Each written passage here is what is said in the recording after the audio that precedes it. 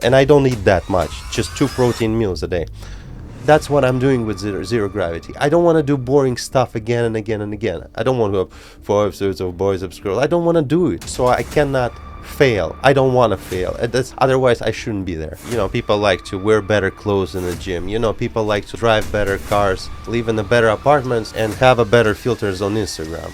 Let's talk a little bit about goals. That's a good question. I think that forget about gyms, just go hiking. When you're in the countryside, take a bike, take your kid on a beach, play with him or her.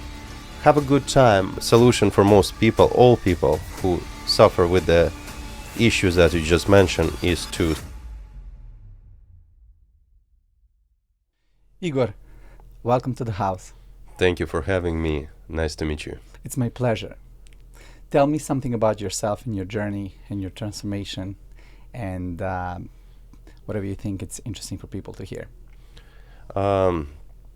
If we speak about the fitness transformation, in order to describe and simplify my journey, I decided I will split it into different stages, and each stage will be an age gap. So from maybe early 4 or 5 years old until 10 years old, I was pretty active kid. So it's always something going on, running around with the friends, around parents, of course, not too far. So then beginning of age from 10 to maybe 14, that was the time when I tried such as sports as tennis, as some of the martial arts. At that time it was Shotokan karate. I maybe stayed in each of those sports from 2 to 3 years. I don't remember exactly.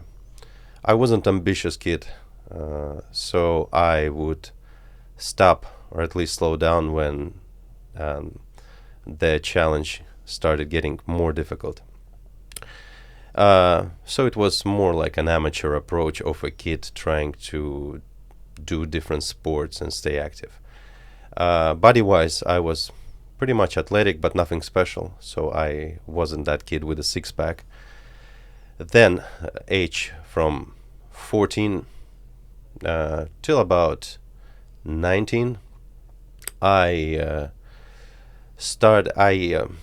had a period of my life when I played too much of computer games. I got a little chubby as a kid. I felt uncomfortable, and I wanted to do something with that. So my main motivation was cosmetical change. I didn't care about performance or bicep size. I wanted just to kind of lose fat.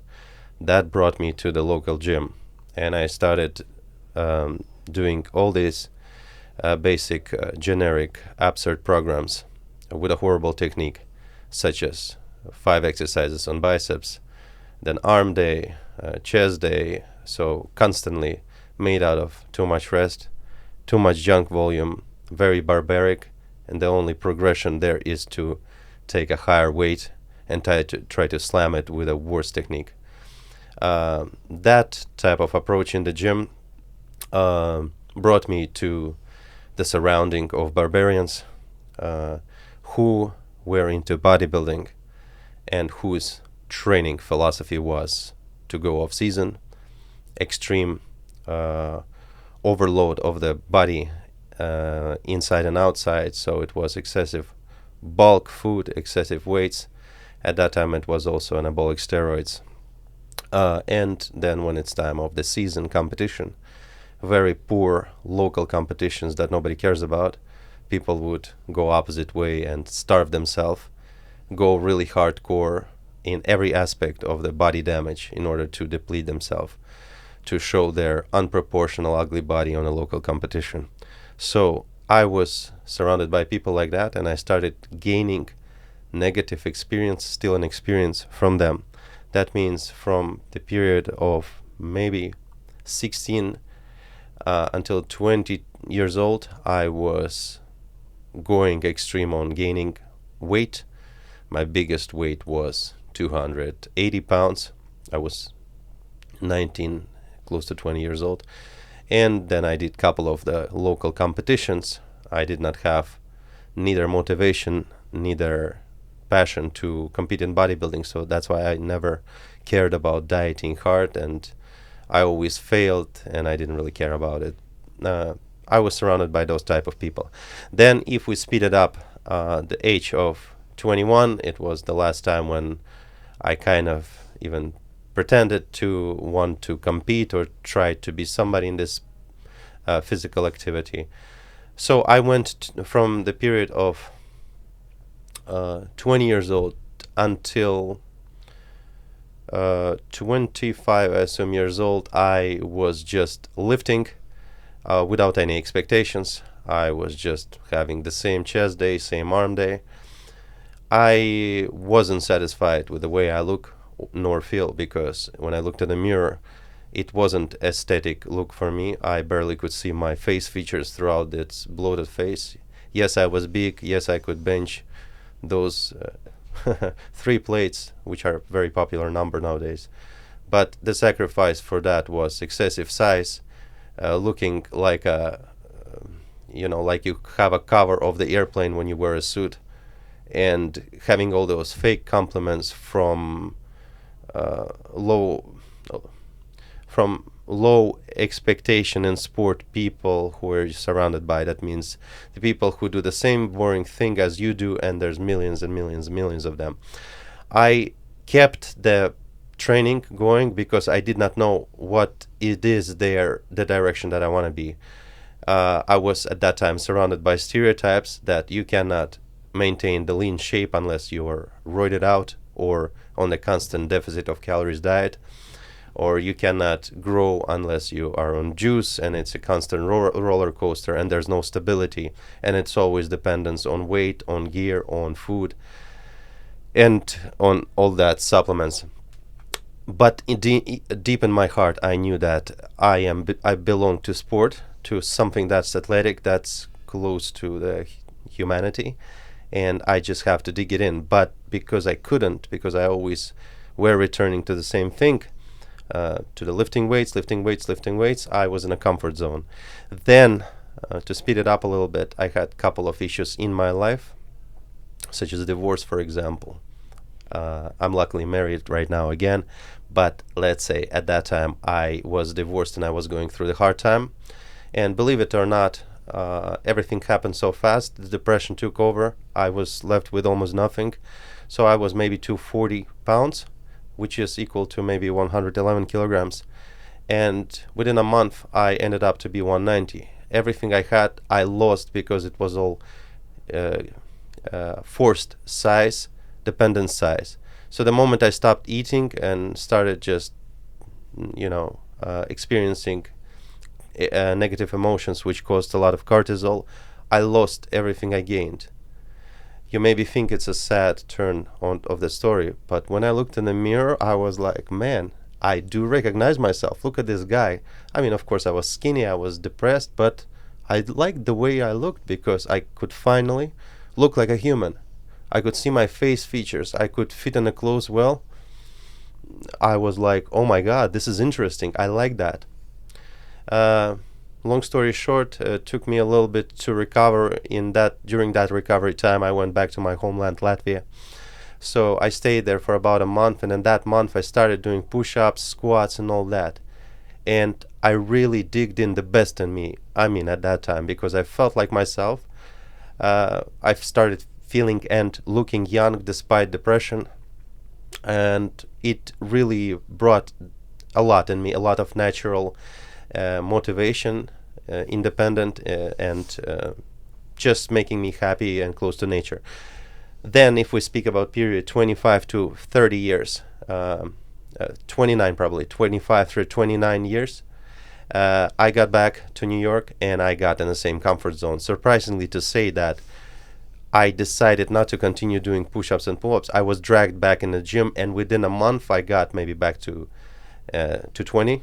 So I blew up because I was again eating, slow tempo lifting, and then again I feel like I'm in a comfort zone.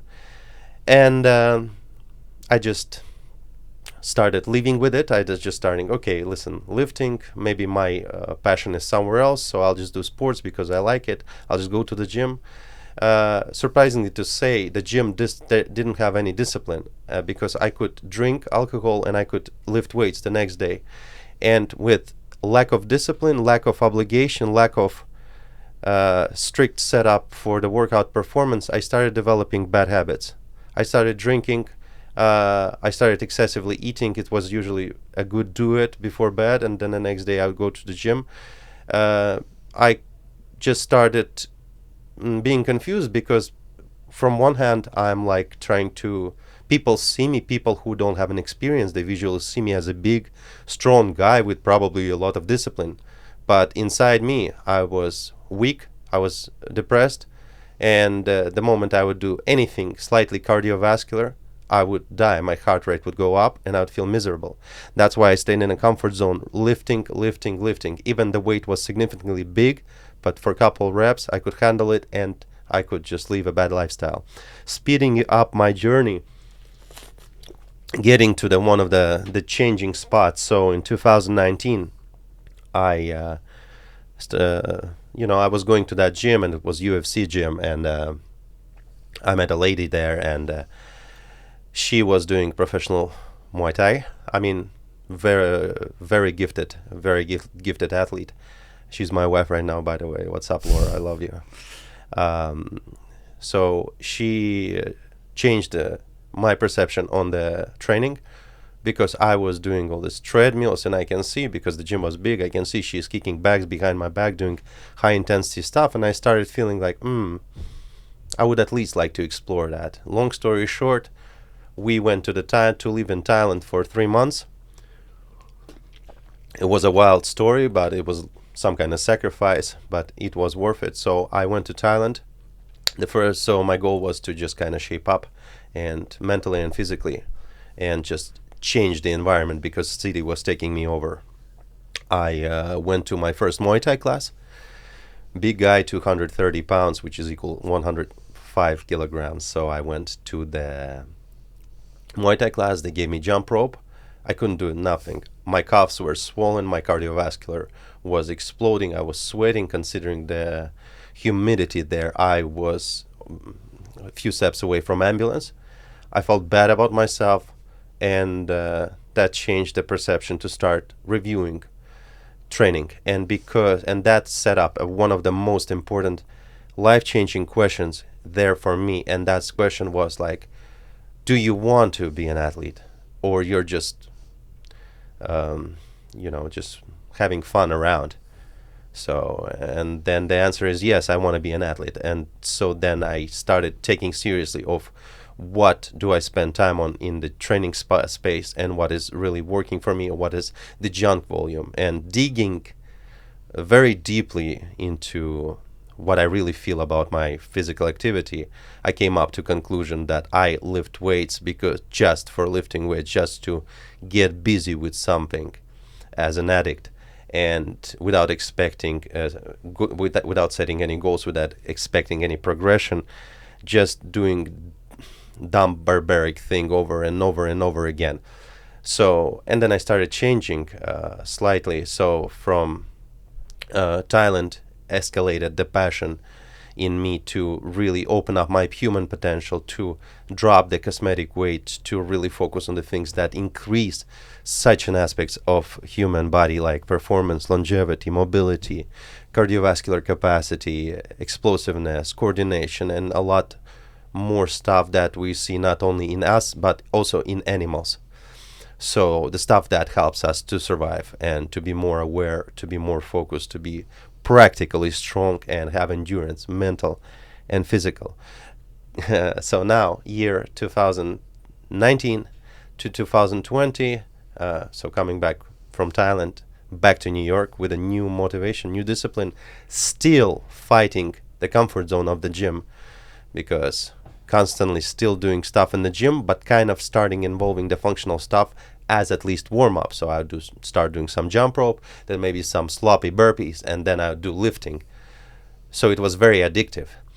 Then the life-changing moment happened in 2020, and in 2020 that's the quarantine, we were all taken over. The conditions were changed and the comfort zone disappeared. So we couldn't just go to the gym and this and that. That was very discouraging for the first 2.5 months. Oh, sorry, not months, weeks. I was drinking, I was eating, and I became a little bit sloppy, maybe just very unmotivated.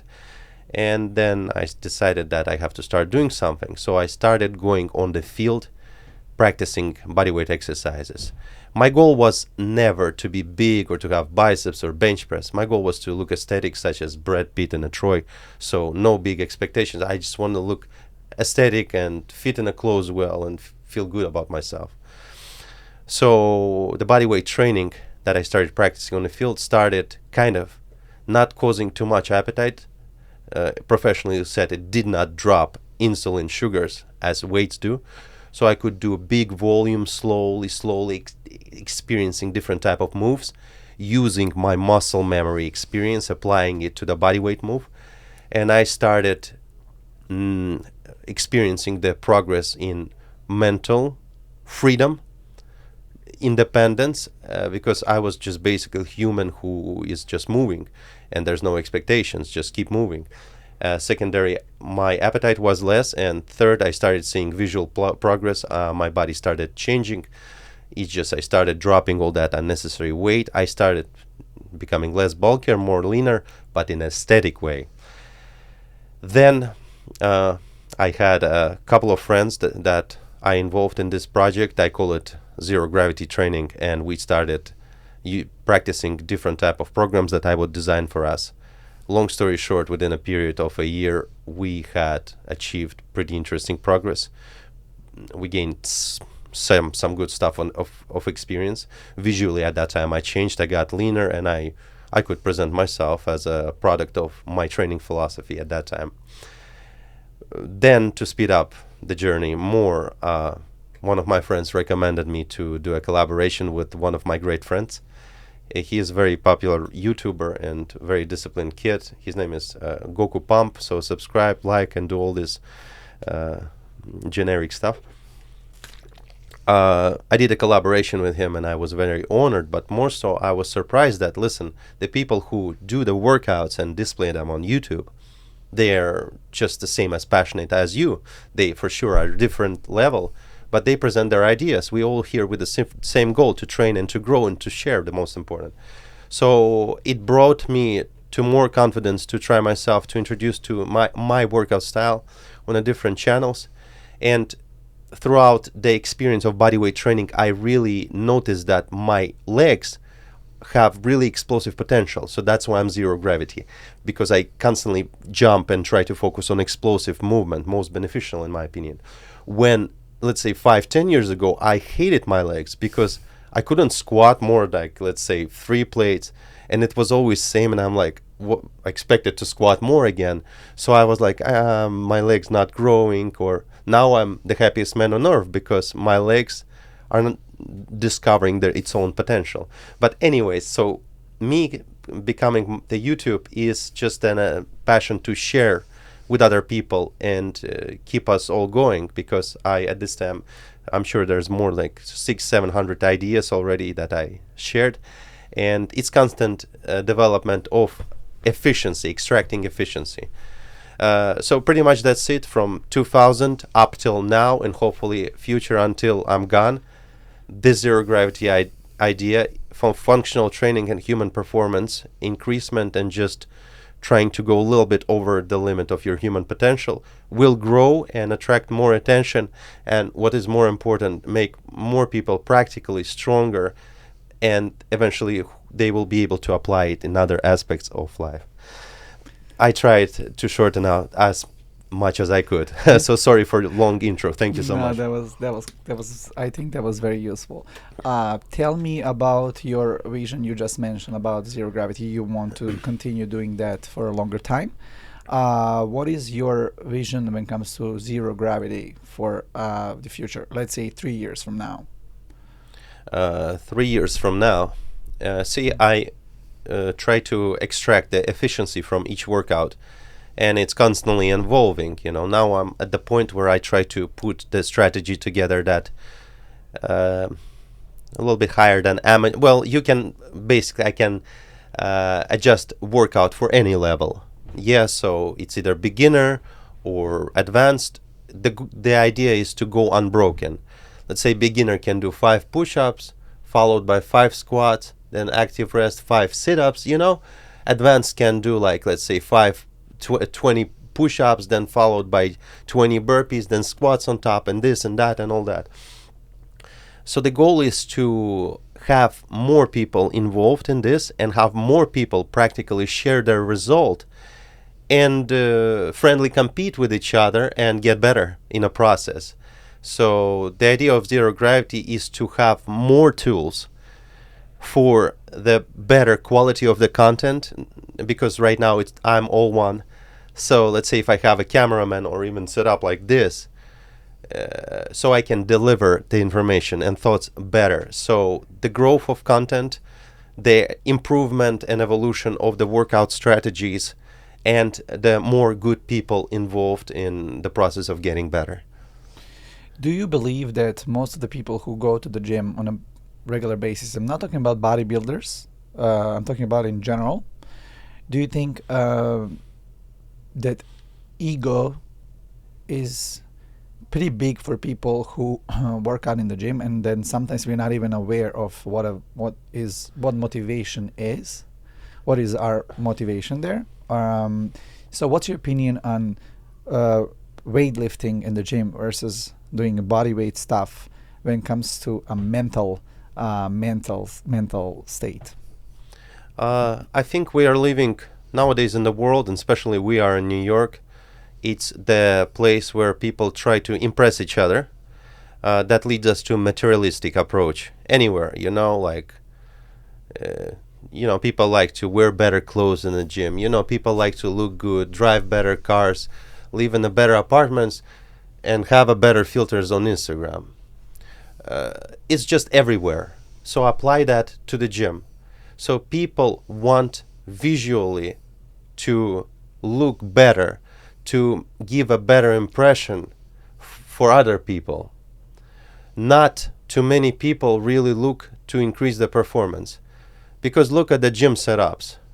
Even, this is wonderful gym, but you won't see people here sweating and spitting like me, trying to survive throughout the distance with a stink smell all over and screaming, So that separates the athletes and the people who do it as a part of entertainment.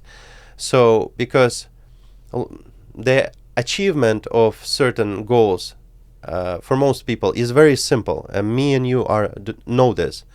In order to lose weight, you just have to be consistent for, depending on your obesity level, so maybe for up to half a year, slowly going into deficit. But a lot of people do the same thing over and over and over again because they look at the process as entertainment.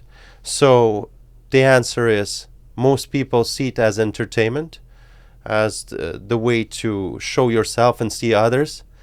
And the ones who are athletes, this environment will actually distract them. So most people do the training for fun. And I think it's fine as long as you follow the form, you know where you are at in a health-wise, you know what is heart rate, you know the basic aspects, and you just don't go extreme. So, I'm so sorry. So I missed the last point. So ego. I think ego in weightlifting does apply to most people, because simply to say, 60 seconds reel or 10 reps attempt, even with the biggest for your weight, it cannot be compared with 10 minutes of unbroken distance where the goal has to be accomplished as fast as possible. So short-term tension does not count. It's a fake achievement unless you are, the top level power lifter. So having said that people feed from that. They try to push that tension, even if it's the hardest tension in their life, for 30 seconds, and that's it. So they try to collect that dopamine from very small things. But unfortunately, with that approach, you don't develop, you go more in this destructive way rather than in constructive and really productive in a sense of growing practical qualities, endurance, strength, stamina, and of course mental resistance. So yeah, a lot of ego is involved, is just directed in destructive things, destructive approach. Do you want to say that dopamine in this situation, in any kind of situation when it comes to fitness, is a big part of regular people who work on the gym, is like their really big motivation for achieving goals, or you think they don't actually understand the philosophy of getting to the next level? And the following question is, do you believe that everyone should feel to actually have a philosophy of workout like in a really, really like stressful physical way to achieve results? Or you believe also people can work out in the middle kind of stress and still get results? So I'll answer the second one first because I forgot the first one. So I do believe. I ask about dopamine. Oh, okay. Yeah, we'll get to that. So about people, I think people just should strive to stay active.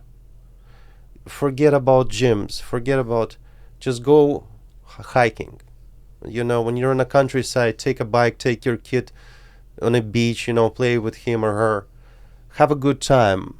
You know, don't rush home to, you know, to do something destructive like play your computer game. Take a walk. Take a walk from subway to your workplace or from workplace to your home. This is what people should strive for, because life is a movement and our natural inhabitant is when we're awake and aware, not when we're comfortable and sleeping. So that's number one. Number two, I think you have to make again, everybody wants different things from different, you know, activities. If there's an individual who just wants randomly jump from machine to machine with good form and listen to his 80s music, enjoy process, he doesn't want anything, he just likes the process, sure, go ahead. But if you or anybody else like wants to achieve results, I recommend that people need to set goals and make it the workout fun, make it a game. That's what I'm doing with zero gravity. I don't want to do boring stuff again and again and again. I don't want to have 4 episodes of biceps curl. I don't want to do it. I want to cause the enthusiasm, which leads to passion and intensity and just trying to show a better result. So make it a game. Even if you set like beginner 5 minutes, 10 or 5 or even 2 push-ups, or even 5 on your knees every minute, on a minute, and maybe 5 squats. You've set a goal, so you have something to look forward to. Set a goals, make it fun, do your homework. So talking about dopamine, the first question is again, gym is entertainment. So if we really we take I'm thinking about comparison of my training. Today's, for example, it was intense. So let's say I experienced dopamine writing this training. I experienced dopamine visualizing it, preparing for it. Preparing, I mean, just like I prefer like go to bed with lighter stomach, have a lighter meal. Like I calculate all these things in order to try to extract the best performance. So I experience dopamine until I start. So before intense workout, I feel miserable. I'm like, there's always something wrong. There's like, I could warm up more, or maybe I set up the equipment and I'm now cold enough. And like all this bullshit, gets in your head. So you feel anxious because like you want to show a good result, and then there are the teammates who would do it after me, so I cannot fail. I don't want to fail. And otherwise I shouldn't be there. So you start a workout and then you gain dopamine the moment, like maybe close to the middle of workout, because you're already on a flow and it's going well and it's hard, but you're killing it. And then dopamine, and then at the end of the workout. So that's the collection of dopamine. And then having said that, going forward is of course editing video, posting video, reading the comments, positive comments that people try it and enjoy it and stuff like that. If we just see like the regular person in the gym, dopamine, a lot of dopamine comes from pre-workout. So it's a fake dopamine. Your head gets in a riled up zone like an addict. So your body is separately, mind is separately because it's high. Second dopamine battery is the headphones. So a lot of people listen to wild music. I can't listen to the music on a workout. I cannot concentrate, for example. And I like that. I do when I jump rope, I warm up, I listen to music, I enjoy it, but then that's it, cut off, because I have to focus on so many things at the same time. Breathing, and earlier a lot of times I would have music blasting, but I wouldn't even notice it. Do you understand? So anyways, dopamine, then pre-workout, then all those fake maxes, like you walk around for 4 or 5 minutes and you benched like that, and then you walk, then you distracted maybe for 7 minutes, and then you go again and you're like, oh, I'm strong. So all of this, so gym is like, like a drug addict, has a dosage, gets high off, again dosage, so it's constant dope.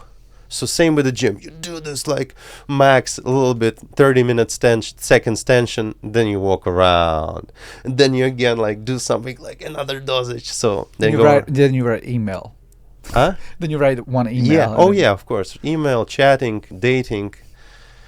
So stuff like that. I think it's important to identify the really practical dopamine sources and drain them, because I think the energy is always flowing, and we choose where to direct it.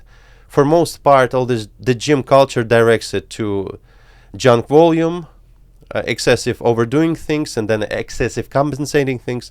You have like hour and a half workout, then hour cardio, you didn't eat carbs, and then in the evening you binge it because you're in deficit. So excessive posting on Instagram, excessive filters, excessive. So don't think those things practically do not benefit your journey. And there's tens and tens, if not hundreds of millions of people who do this thing over and over and over and over again. But they're not athletes.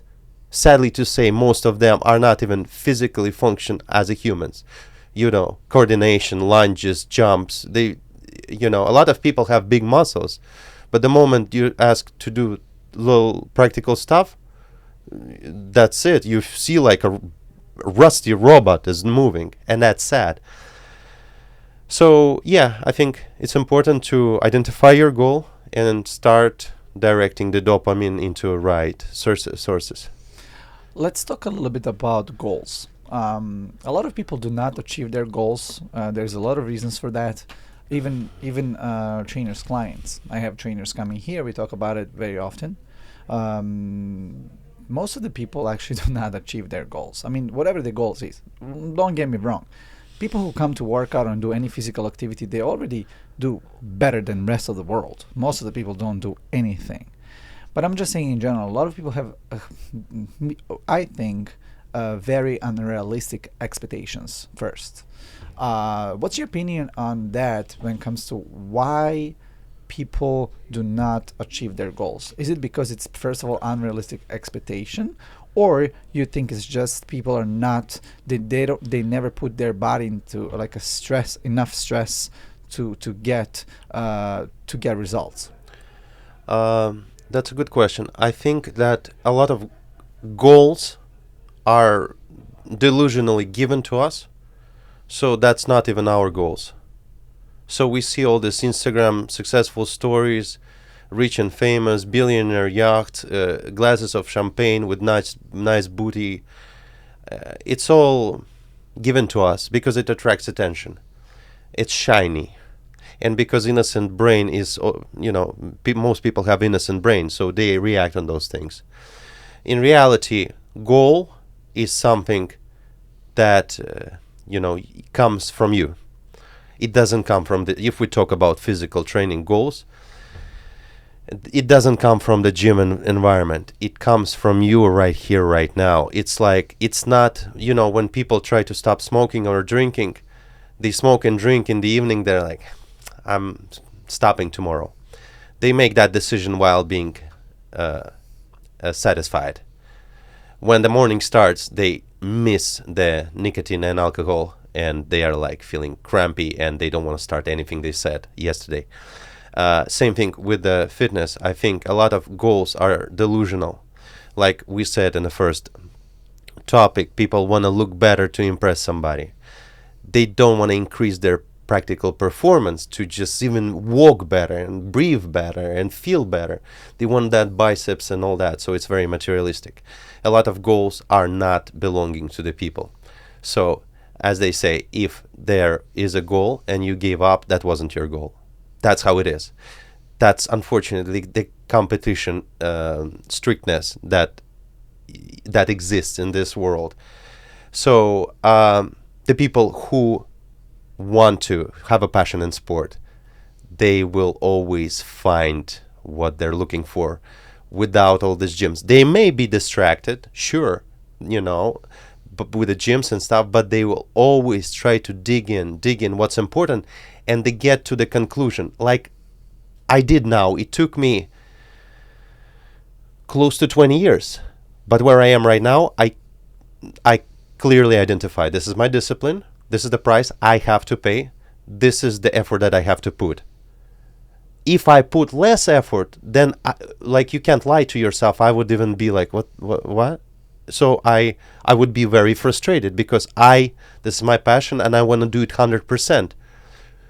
For most part, I've been doing it 100%, but I was directing that in a different, wrong sources, junk volume, or maybe overdoing things. Can you highlight some of the key exercises or routines for bodyweight lifting or exercise or whatever you think it's the best for people to achieve their results? I don't know what results people want to achieve. Let's say, for example, you have people who come to you, and most of the people have same results, even though sometimes often they're not real. But let's say people come to you and say, look, I want to lose like 10 pounds of body fat and gain 5 to 7 pounds of muscle. I don't want to be big. I just want to be lean and long, and you know what's the deal. I have to mention, the rule is very simple. You have 24 hours every single day. Hopefully 8 of them you sleep and not party. Then you have another 16. A lot of people have office job. So if you summarize the physical activity throughout the 24 hours, the percentage of it will be bloody low, even if you go to the gym for an hour or even hour and a half every single day.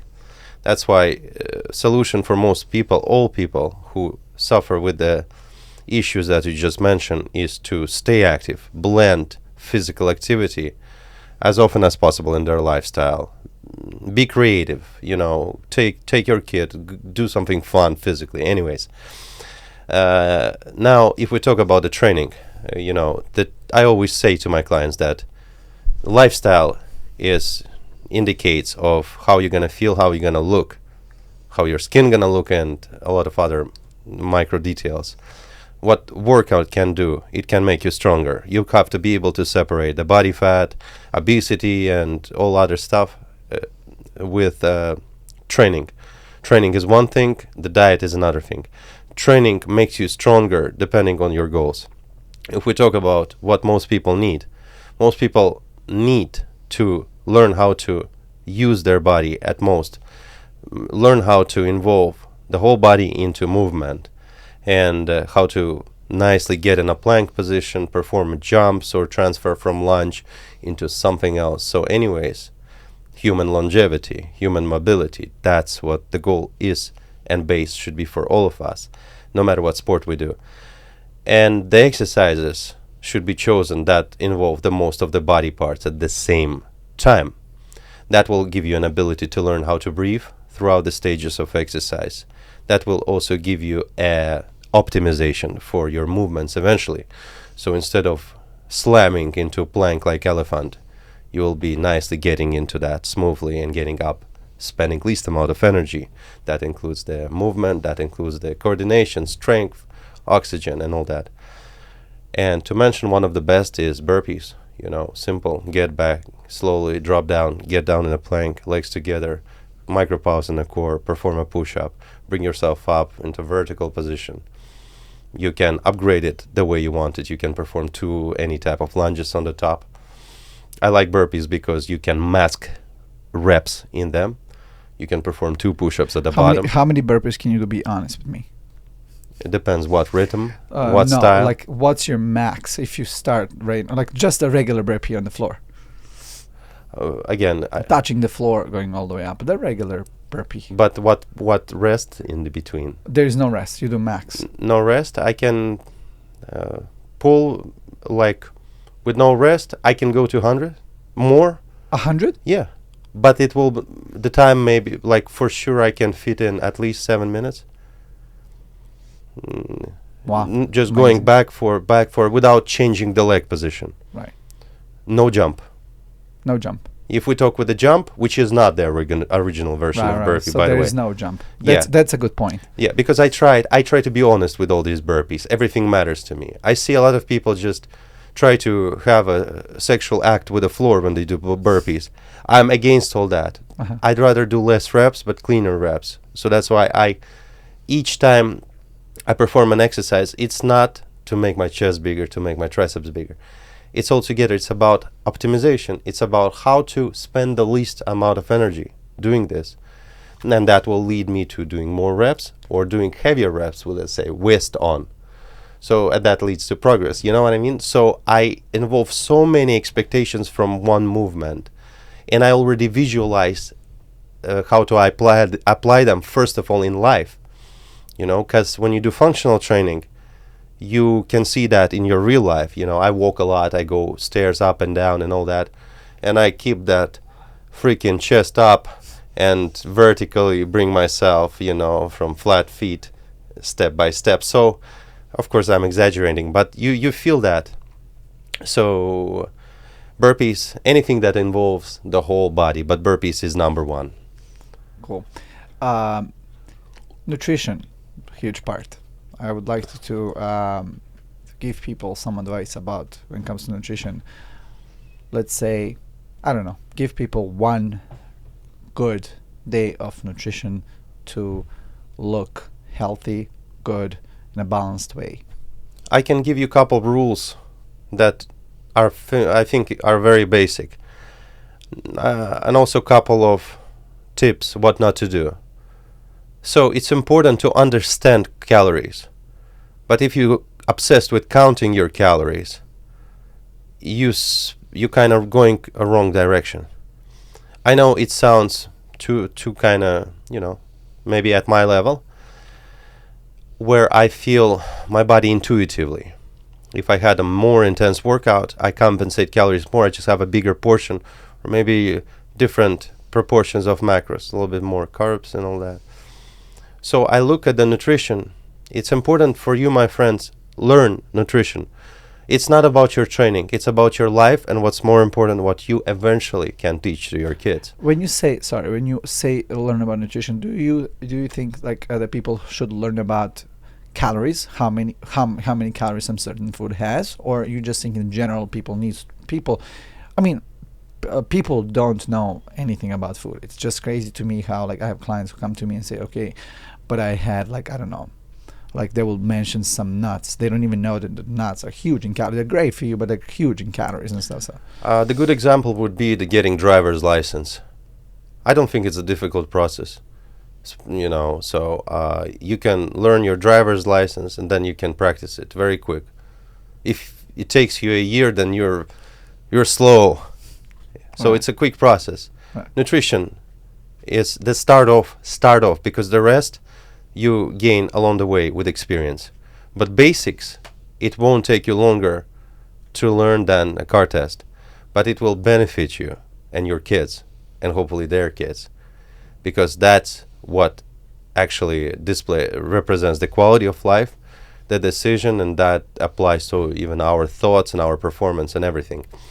So I think that most people should know nutrition even if they don't do sports. So they know what is carbohydrates, fats, protein, what types of carbohydrates, fast, slow, glycemic index, what types of fats, how to look at the carbohydrates, how to look at the fats. So it's I look at the nutrition as a tool for the physical activity ahead of me. So let's say if I have my own style of eating, of course, and it's like a tool. It's never the same. It's always depending on how my day goes, and the day is always different. That's why for those people who try to buy and follow plan, make sure you leave the same exact day every day. Otherwise, it doesn't matter. So if you learn what do carbs do, what is glucose, slow burning carbs, more energy. If you learn what fats do, it can also be used as an energy. If you learn that protein has no glycemic index and stuff, then you can know those aspects of how to balance the insulin levels, how to recover, when is best to eat protein. I don't eat protein before my workout because I need fuel. If I mix it with protein, it will distract the workout intensity. So I have times for best consumption of the protein and stuff, and I don't eat that much, just 2 protein meals a day. Yeah, I don't believe in all that stereotypes, because what matters is what you utilize, not what you consume.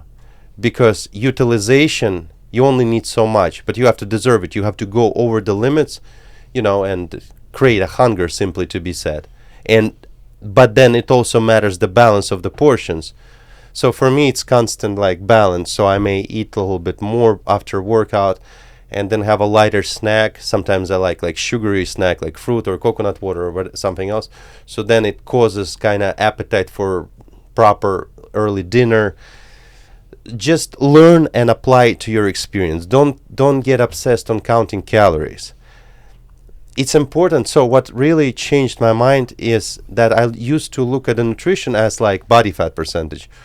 Oh, I got to cut down more to look better. Now, I look at the process as I have the body, the suit that I perform in.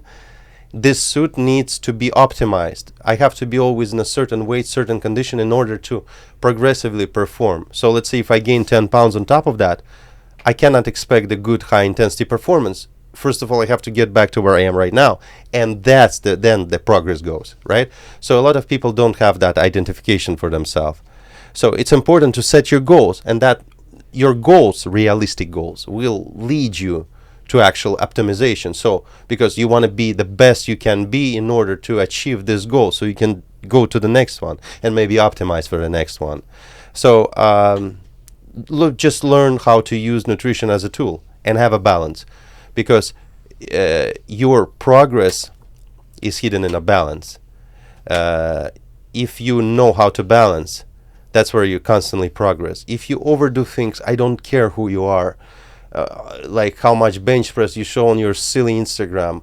Let's see, look at you in 10 or 5 years from now. And if you slightly go up in weight 10 pounds without explained reason and set up goal, then whatever you do doesn't matter. It's a chaotic, barbaric approach.